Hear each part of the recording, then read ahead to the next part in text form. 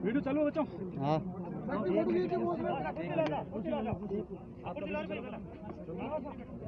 थोड़ा लाल थोड़ा आगे साइड लो बाजू हर ऊपर है बिराजो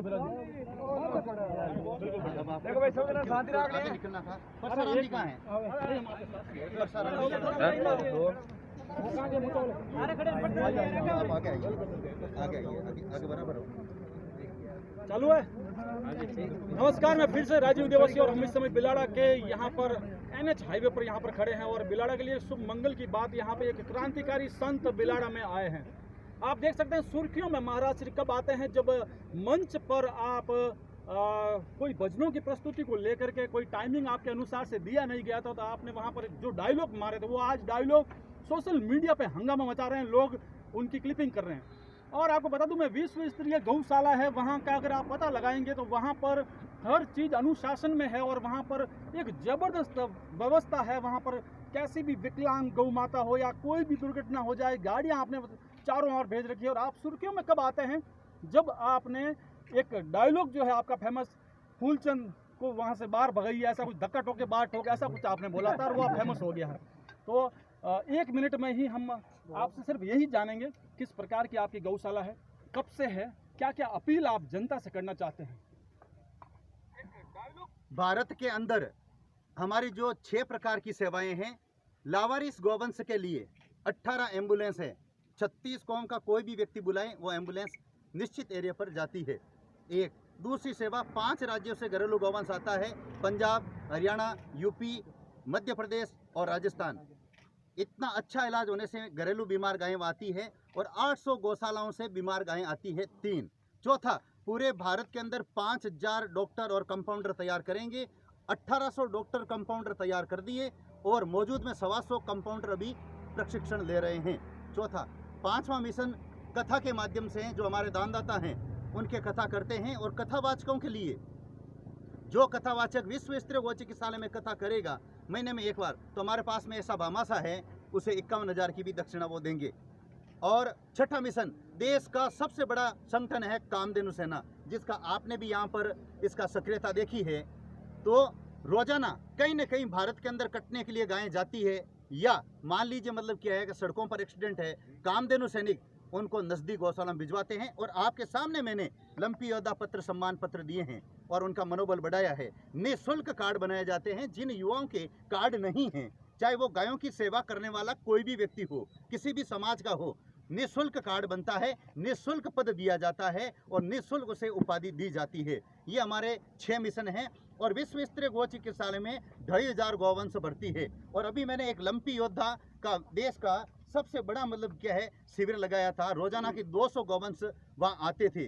24 घंटे हमने दरवाजे खोल दिए, लेकिन हमने हमारे गायों के लिए दरवाजे कभी बंद नहीं किए। अगर हमारे को कर्जा लेना पड़े तो भी हमने उस उद्देश्य से सेवा की, लेकिन ईश्वर की कृपा रही, लेकिन हमारे ऊपर कर्जा नहीं हुआ और हजारों गायों की सेवा हुई।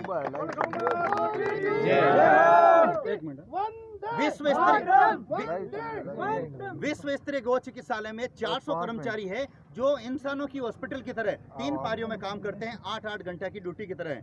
और रात को भी वैसी सेवा होती है। रात को 2 बजे भी बीमार गाय आती है। कलयुग में सतयुग जैसी सेवा, माता पिता की भांति आत्मीय भाव से सेवा होती है। जय गौ माता, जय गोपाल।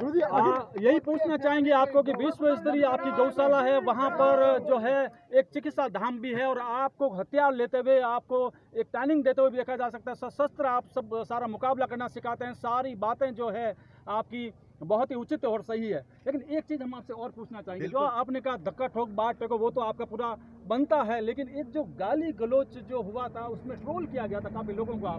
मेरी बात सुनो आप, ये गुस्सा प्रकृति का एक नियम है। सुनना मेरी बात, जब हम 10 बार समझाते हैं अगर यहाँ पर गाय की सेवा नहीं हो रही है और उसके रस्सी पड़ रही है, कीड़े पड़ रहे हैं, 5 बार उस कर्मचारी को बोल दिया है, तो जिसके हृदय के अंदर निष्पाप होता है तो ऑटोमेटिक उसको गुस्सा आएगा। और गुस्सा धरती पर ईश्वर ने अवतार लिया, चाहे भगवान राम हो चाहे कृष्ण हो, उनको गुस्सा आया और ऋषि मुनियों को भी देते थे। उनको जिन्होंने श्राप दिया, मैंने तो आज भी इनको गले लगाए, ये रहा सरवंत सेन, ये बोलो। अच्छा, आप हैं सरवंत सेन।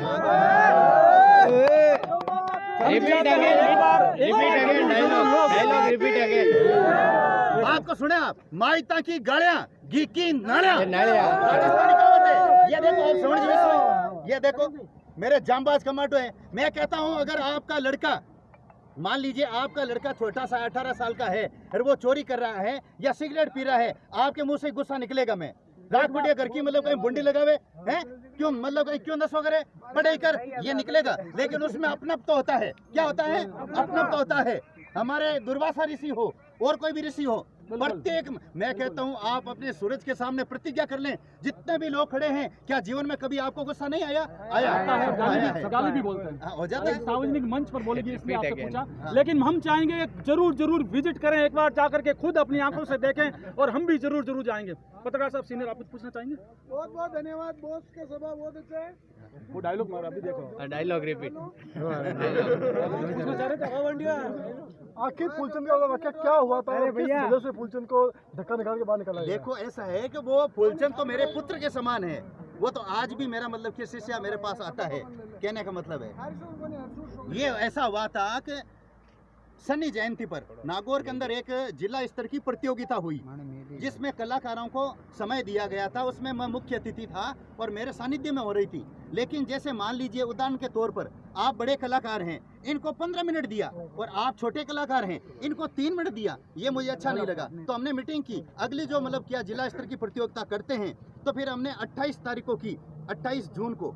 तो उस समय प्रतियोगिता के अंदर कई लड़कों के मतलब 15-15 मिनट फिर दोबारा दिए, और कई लड़कों के नंबर नहीं है उसमें। देखना मैंने क्या कहा, फिर एक प्रतियोगिता गुरु पूर्णिमा को हुई, तीसरी, उसमें जो पूरा काम फूलचंद को दिया गया था, नाइक को, जो प्रसिद्ध सिंगर है। मैंने कहा फूलचंद जी, आप मेरे पास में रहते हो, मेरा स्वभाव जानते हो, चाहे छोटा कलाकार हो चाहे बड़ा कलाकार हो, सबको 8 मिनट देना है। फूलचंद का जो जिगरी था, क्या था, पिंपाड़ शेर का, उसने फूलचंद ने उसको 15 मिनट दिए। गोरी के नंदा और मैथा ने सिमरू, दोनों एक ही भजन है, लग लिया। मैंने उस समय 5 बार स्लिप भेजी थी, इस भजन को रोकें, एक ही भजन देंगे, छोटे छोटे बच्चों का नंबर कैसा आएगा। उन्होंने फिर मतलब क्या पक्षपात किया, और फिर मेरे मतलब क्या है, बच्चों के प्रति जो मेरी श्रद्धा थी, छोटे छोटे बच्चों के प्रति, फिर वो मेरा गुस्सा फूटा, और मैंने यही कहा था, धक्को देर भर कट, ये था।